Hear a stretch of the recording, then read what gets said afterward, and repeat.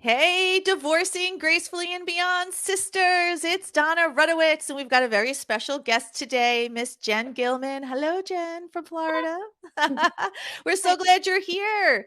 And for those of you who are new to the Divorcing Gracefully and Beyond community, we are a community of badass, amazing women who have drawn the line in the sand and no longer are letting the past define how we're showing up in life. We are committed to our future. We have drawn the line in the sand and committed to reclaiming our power, recovering our heart, living the rest of our life as the best of their life. And the first part about that work truly is becoming our own soulmate, right? So here at Divorcing Gracefully and Beyond, in my rapid 12-week rapid transformational coaching program, is where we really learn how to take our life back for us, for no one else, no one's partner, no one's sister, no one's friend, but really for us. And if you're interested, at the end of the discussion here, there'll be links for you to connect with us and learn more about the community. But in the meantime, what I would love to do is introduce you to our friend Jen, who's here with us. So Jen, why don't you just tell us a little bit about yourself, and I'll let you take it from there, and then we'll let the Oh, conversation go where it may.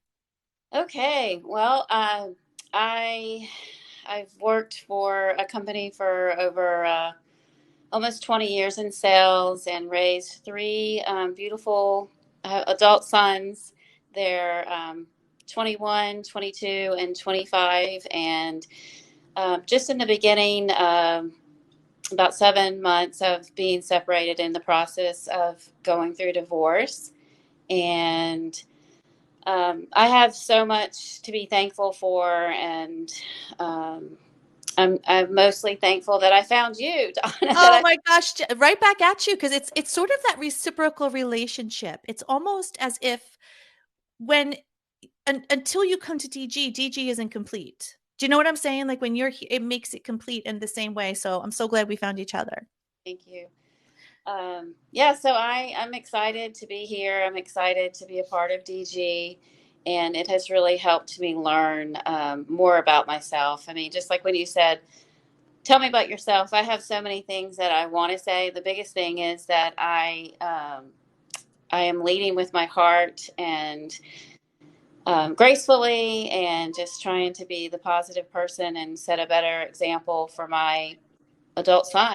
I And love it. I yeah, love when you say that, because if think about if our emotions, and you know how we talk about this in DG on our coaching calls, we'll talk about we are the master of cause, not the victim to effect, right? exactly. And every emotion that we experience as women, and if you're listening to this and listening to what Jen is saying, every emotion that you're experiencing, whether it be fear, worry, doubt, they're all normal, they're all natural, and we give them compassion, right? But they are, I don't know if you were on Thursday or it was Monday's call where we were talking that emotions are very good servants. They make horrible leaders. Right. Right? Because the emotions, if they lead us, this is the reason why I feel so many women feel so frustrated, is because, like you, they've raised they've raised a family, or they've taken care of loved ones. They have a good career, they have a good home, they have a good family, and those skills that they've been using to get that success in life, for whatever reason, they're trying to put it in this area of healing our soul fracture, reclaiming our brilliance, but it's just not working. And Exactly. so it becomes frustrating, and it feels like we're just right driving our tail. So tell me a little bit about that, about the change in utilizing what I would call the horse that you were riding before DG was a good horse, right? It took you to where you needed to be. I believe that as women, we do everything in our power. We make the best decisions that we have in that moment. But when you could put that horse and sort of just tie it up where it's supposed to be and say, wait a minute, there's a new horse for me to ride now. And I'm going to get on this horse, and where that's taking you. Let's just talk about the difference for a Well, I minute. really wanted to speak to someone professionally, and a group of women that were going through the same thing. Yep. Um, and also learn and not be that complainer and woe is me and look what I've done or what have I done. I felt like I was on a hamster wheel and Mhm. floundering, although I made these huge steps and I was so Yep. confident. Yep. Sudden I did this big decline, like after the holidays. Oh yeah, I made it through the holidays, and I had COVID.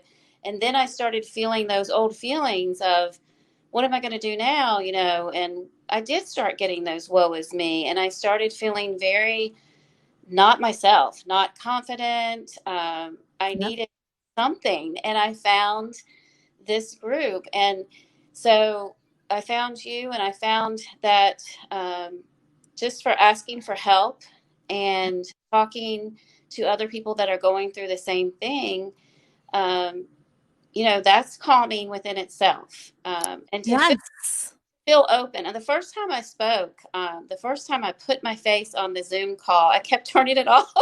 And I And I remember the first time we spoke, I think our first phone call we had to reschedule because you had COVID, if I remember correctly, yeah, or something was going on. But then the second time we spoke, you had it. You weren't feeling well, yeah, right? And then and I remember that you're turning it on, turning it off, and turning the Zoom on, yeah. but you showed up. I just, I my word for the year. We talked about this on one of the first calls. Is what is your word? And mine is strong. To be strong and confident. I've been practicing the affirmations that I've learned from you and the life coaches and others. I am strong, and that's what I wanted. That's my end goal of this. I Jen, I am on fire for you right now. I'm on fire want for that that. confidence back. And I have done hard things. Jackie, you have reminded me, and Jackie has reminded me.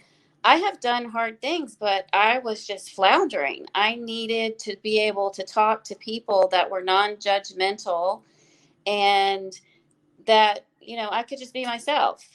I totally agree. And Uh, don't you feel, and I think one of the reasons why I created Divorcing Gracefully and Beyond in my journey in my early years in going through this was when I went to other women who were sort of had the same experience, it was like what you had said. There was complaining, there was sorrow, there was it's never gonna, my life is always gonna suck. This right. is terrible. And I was like, oh my God, like I would leave those conversations worse off than when I came in. I would feel not only would I feel my own pain and sorrow, but now I'm carrying everyone else's because I was like, oh my gosh, is this my future? Right? Is this what's possible? So I think, having a community and having coaches where this is not a support group, which is, hi, my name's Donna and I'm divorced, right? That's what we are. We are committed women who are smart, who are intelligent, who have focus, or even if we don't have it at the moment, we're getting our focus back. But what I would consider to be the highest level executive coaching for our personal side of life, which I think is so important. And I don't understand why this is like, I guess, a rift that I have with just general societal norms is why it's looked upon as women as a we have to figure everything out on our own, that if we don't, like, it's very difficult to break past some sort of what I would consider societal norms. But really, the strongest woman and the most successful woman and the most successful person is the one that says, hey, wait a minute, no, I'm going to bring in the people I need, which is what you did.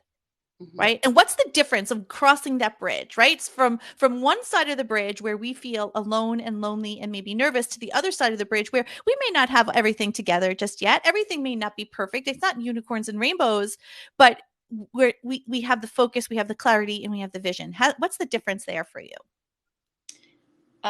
Just using with some of the tool, like, so what have I done differently, basically, Yes. right? Yes. Um, Thank you for clarifying yeah. that question in So, a very simple form. so, um, honestly, in the beginning, the studying of and creating a gratitude journal and Yes. a journal within itself, I was never really into that. I never really stuck with it. And since I've started with DG, I've been writing down every morning. And I've told my mom this. You've heard me say I've been trying to, help my mom as well have a positive attitude. And we have so much to be thankful for, as I mentioned before. So just starting each day with gratitude. Yep. I'm starting to meditate more. I do, Good. I'm loving that. but Yes. time and planning and not planning, but just going with the flow and taking extra time and giving myself grace. That's the biggest thing. I didn't realize. I mean, I beat myself up over every little thing, and those inner voice, the inner voice, and the inner thoughts are just, we as women, I think we all just beat ourselves up, and we're our worst Yep. critic. And I couldn't agree with you more, 1,000%. I'm late. I didn't prepare, more than 5 minutes. Yep. And So, I think that what ends up happening, especially when we're affected by the tsunami of feelings from divorce or separation, is that our critical thoughts sort of get buried amongst all the other shit that's there, right? So we don't really realize just how critical we are until that smoke begins to clear, because we've done the work to clear it, and then there's all that's left is me and the thought, or you and the thought. And this is why, how we talk about people will give up 2 feet before gold. 2 feet before gold, because those thoughts to be by themselves could be mhm. that it could just people don't want to devastating. They don't want to do it until you realize that, wait a minute, that actually is the key. That's the door. And when you're there, then you realize, like, wow, oh my God, like I'm horrible to myself. Though I'm horrible to myself, because the thoughts are, we would never in a million years say that to anybody outside of ourselves. Mhm. Yeah, so I stopped beating Yeah. myself up and trying to be busy. I think I was raised for some reason. I did this to my boys too. I said, the busier you are, the better you are. You know, Exactly. Where did that come from? Who? That's not true. It's not fact. It's not who. Someone decided that. and I've learned to say, yes, I'm going to be busy, but I'm going to take time and take breaks for my inner peace and my focus, because I deserve that, and we all do. And I think of it more now, Jen. I don't know if you feel it this way. To me, busy means because it's a choice. It's an investment in my time. And Mhm, my time is no longer haphazardly being sucked away, or just like you said, being busy at things. Is that I could have my schedule full, but it's intentional time, definitely. right? That's the difference. And I think you said the key word too, or the key concept, which is end time for me. Mhm, definitely.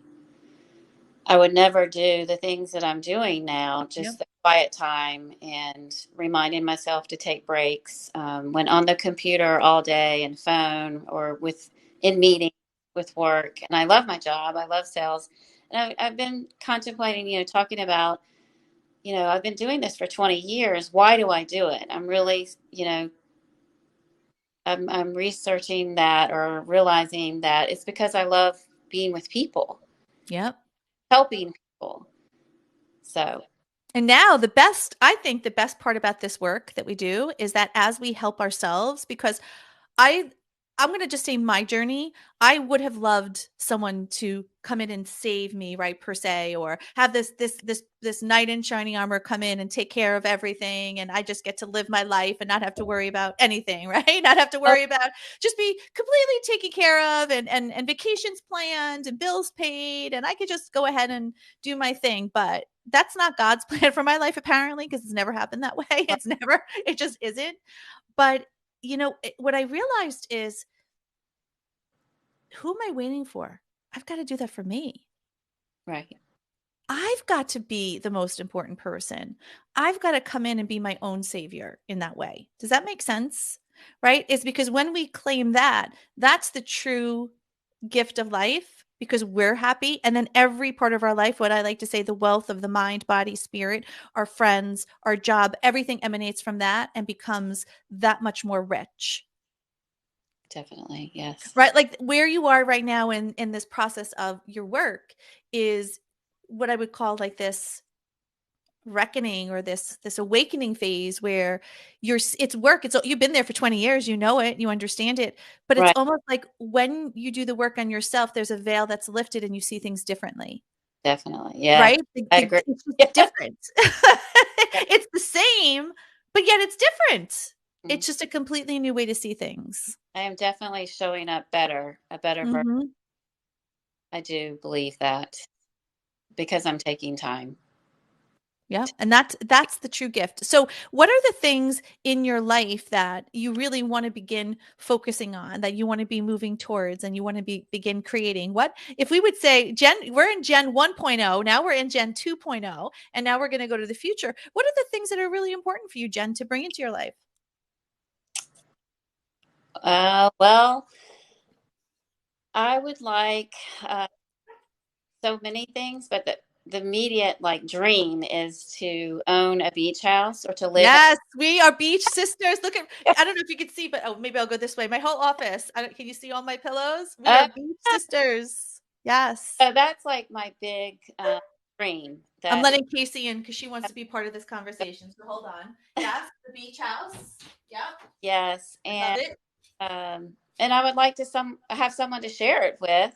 I would love to find a soulmate one day, and I would love to have Yeah. grandchildren there. And I envision, in the future being sitting out on the porch, looking over to the water, um, holding a baby, a Oh grand. my God. Isn't that great? Like, and so what I want everyone to see, which is, let me just put a piece of paper up because I think, oh, is my camera clear? Sometimes it goes, when I get up, it doesn't focus on me correctly again. Am I clear or am I Yeah, fuzzy?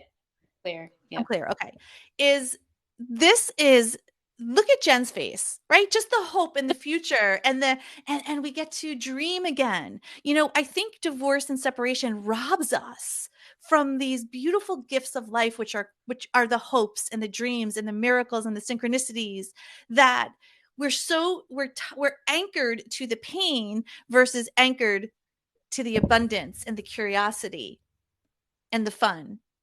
Because I know over the past, I don't know, however 10 weeks you've been in the program or so, there's been challenges that you faced. There's been challenges we've all faced, right? right. There's been weeks that have been phenomenal weeks, and there's been weeks that have been not so phenomenal weeks, right? And we get to say is we have joy in spite of the suck, right? We get joy in spite of the circumstances. So But what I love to see, what I love to see is that spark in you, thank you. I mean, right? That's the fun part is we get to have hope again.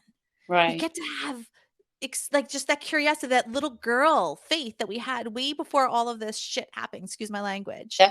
We get Oh, we I get agree. to dream. Yeah, and I'm learning to appreciate all the Yep. little tiny miracles. Learning, to celebrate all the little stuff that I was just in on autopilot, not even noticing. Oh my God, Jen. This is like an amazing, we have to keep, this is it. It's so true.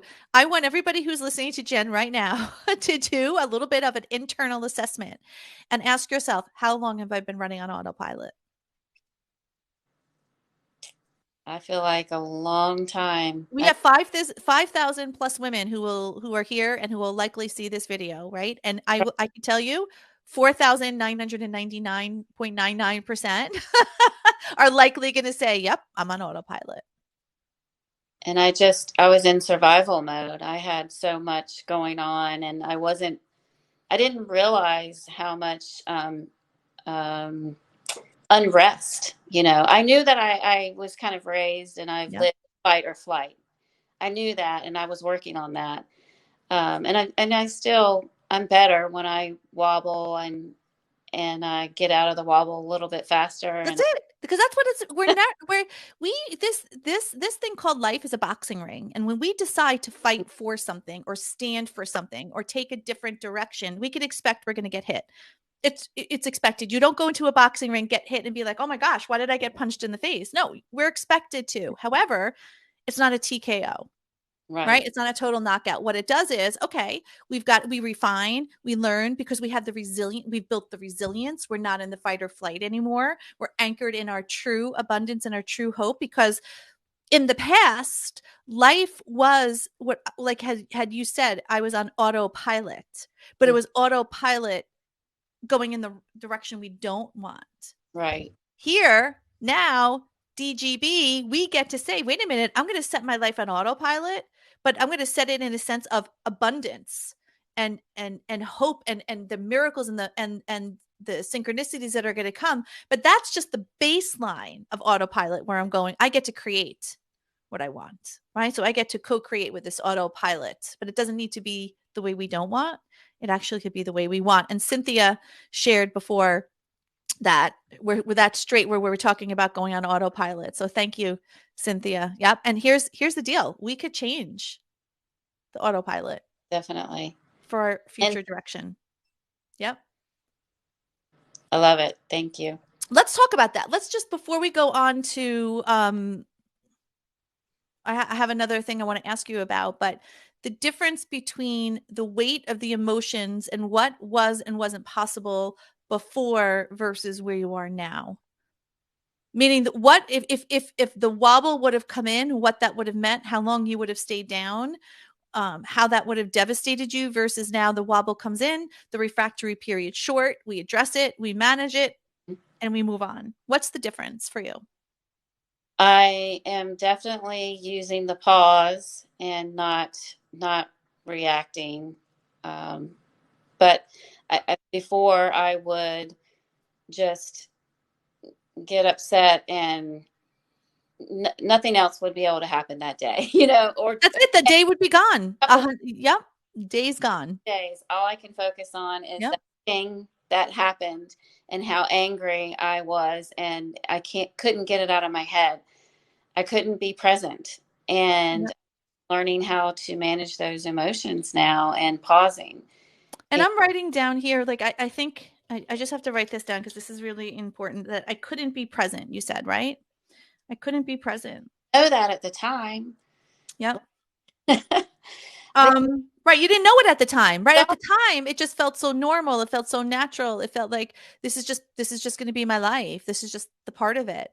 But the reason why I'm writing down I couldn't be present mhm, is, think about it. 365 days a year, correct? We have, and we mhm, all have the same 365 days. If we spend, let's say we spend 250 of those not present because we're there, but we're not really present. There's other things that are pulling our attention.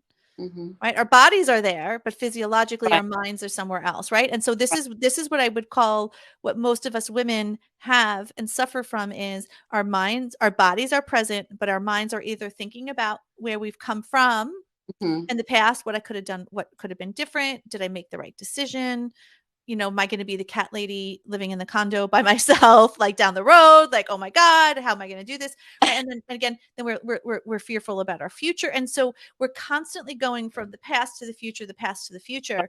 Not What living. we're missing is the now. Mhm.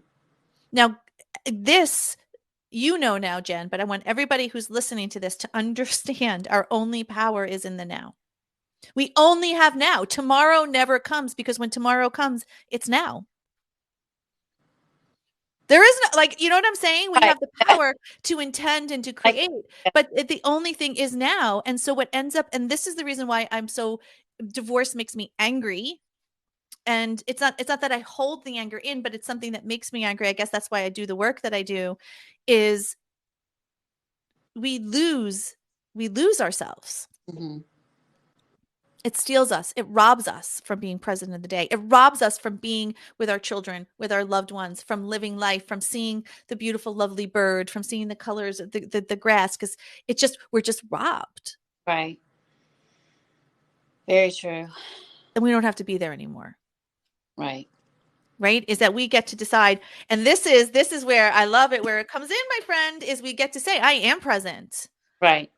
I am. I am. Because just because your brain thinks something doesn't mean it's true, right? We That. get to create the rule, because our rules have been created by our earliest caregivers, by our teachers, by our friends, by our family, by society. And I'm not saying those rules and those thoughts are necessarily bad, but we do get to say, wait a minute, do they serve me? Right. And we take a rightful seat in our place. So what would you say is the most important thing for someone who's going through a divorce, in a divorce, thinking about a divorce, or they're sort of just circling their own tail. They're stuck, they're miserable, they're sad, they're lonely, they're fearful, they're just all over the place. What would you say to her? What would you say from where you are to where you are now? What Mhm. would be some guidance or some direction that you could give her? If someone was already deciding to divorce, Let's just say the emotions, regardless of if she's divorced, not divorced, but just the emotions of just being stuck, right? Of feeling no hope for the future. And and let's say this woman is successful, meaning she's got a good job, she's got good family, she's got good friends. Everyone would be looking at her and saying, "Wow, she's got it all together," but inside she doesn't, right? Like, she's showing up, but right. inside she's suffering. Well, I, I think the old Jennifer before DG would say hire a therapist, but Yep. I would say counseling. But honestly, I had this conversation this week with a good friend, and um, we talked about how you have to love yourself in order to be loved and to Yep. be together. And I've always tried that before I left. I was working on myself instead of constantly trying to fix everybody else and me as a couple, or us as a couple, Mm-hmm. um, fixing myself first. And I had been working really hard on that. And I did have a very good therapist. Um, so I would say work on yourself first, and then try to work together into Yep. couples counseling, and with someone that they could relate to, but at the same time, figuring out what you want in life, and what's if you're compatible still, and what is your wish list, kind of like, of you who you are, but also who you, I guess what I'm trying to say is, what do you manifest? But Yeah, I think it's going back to what you're saying, which yeah, is deciding what's important to you, say right? what's good for me, and in you, if Yep. someone hasn't left their situation, just because I did it and it worked, or it may be working for me, maybe this person hasn't worked on themselves, and listening to, or hiring a life coach. I think that's also what I would say now, instead of hiring a therapist. I would say hire a life coach, and what are the other areas in your life do you need to work on you with? Yep. I Um, agree with you 1,000%. And that's why DGB is here, right? Is because we actually do something a little different, which is it's not necessarily life coaching. It's more what I consider to be relationship coaching. Because we focus only on the relationship really with ourself, right? Is building the best relationship with yourself. Now, I love to say I'm a therapist by trade. That's my background. I'm a licensed clinical social worker, aka psychotherapist, and had a very successful psychotherapy practice. And what I realized was psychotherapy is wonderful for the woman when she is confused, right? Or she's not sure what happened, or there's a lot of uncertainty and she needs that unbiased opinion, and there needs to be some data. Like that's a perfect opportunity for a therapist, right? Because that person needs to talk it through, like you said. She needs to figure out like what is it about me, what is it about this relationship, and what is it about where I want to go, and being able to get that, what I would say, that data to help her make and see things clearly. Where Divorcing Gracefully and Beyond, and where the relationship slash life coaching comes in, is really where therapy leaves off, is where you're at a point where you could be 1 month post divorce, you could be 30 years post divorce, it doesn't matter, but where you're ready to draw the line in the sand, because everything that you've been doing, you've got your work settled, you've got other pieces settled, it's this personal side, right, of the life you just don't have settled, and it's time.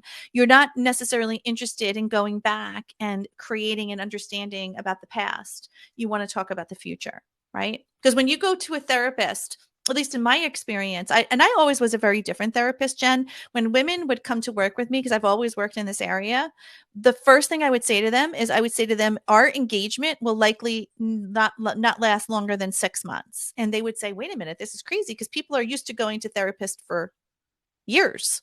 Not necessarily not a bad thing, right? And right, my difference and my answer to them would be, to come back here to work with me in a therapeutic environment would be a want, not a have to, right? Because you would want to do other things, but you have enough skills and abilities to be able to heal and coach yourself through, because right, you are your own guru, right? That's what I teach you at DG. Is I teach you the skills and the tools that you learn how to apply it. You understand it. You do this. The beauty of the community and the beauty of working with your coaches is you have the support and the framework to right. help and walk you through, right? No one likes to walk through life alone. I don't. I like to walk. So I would say that I strongly agree with that. If no matter what phase of divorce you're in, whether you're in it, you're out of it, but you're at the point where everything up until this point you've tried has got you thus far, but you can't quite seem to move the needle on really getting your life, what's really important to you, moved, that's when relationship coaching comes in. right? And that's when, what I would say is, I mean, here at DG, this is all we do, right? This is all, we don't focus on anything else. So this is the place. But my guidance to you is to find the community and find the support, and how you find the right coaches, that they are actually living, breathing what you want, Exactly. right? That Mhm. that it's not just someone who's just hanging up a shingle and saying I'm a coach, and then you realize, like, wait a minute, this is not what I want. So going back to what you really want, Jen, going back to this beach house, what else? Like, if we see you a year from now, what would you like to be feeling and experiencing? I know that I want to help other women. I Yep. said, I do love to help people and help. I've been involved with a lot of training and sales, helping show other people the ropes and helping people. So, in some, I don't know what it is. I mean, I know what I want. So, Well, but I don't. this is also beautiful for me to see unfold, and I get it. It's in that helping, is that as as you healed your heart, right? I think in the beginning of our journey, when our heart is hurt, or Mhm. it's broken, or we have that soul fracture, we need to take from our environment, meaning we need to heal. We need wound healing. And then we get to a point where we've crossed the bridge, where we feel the love within us, we're anchored, and now we want to share it with others because we have clarity back. How great is that? So this is just the opportunity. We'll see where it's going to lead you, right? We'll see where the helping arm is going to lead you. We'll see where that's going to be. But, this is universal data for me to see just how far you've come from the time you started to DG to where you are now, and just where you're going to be a year from now, right? Can't Like wait. the impact that you're going to be making on this world and in your life and other people's lives is going to be fantastic.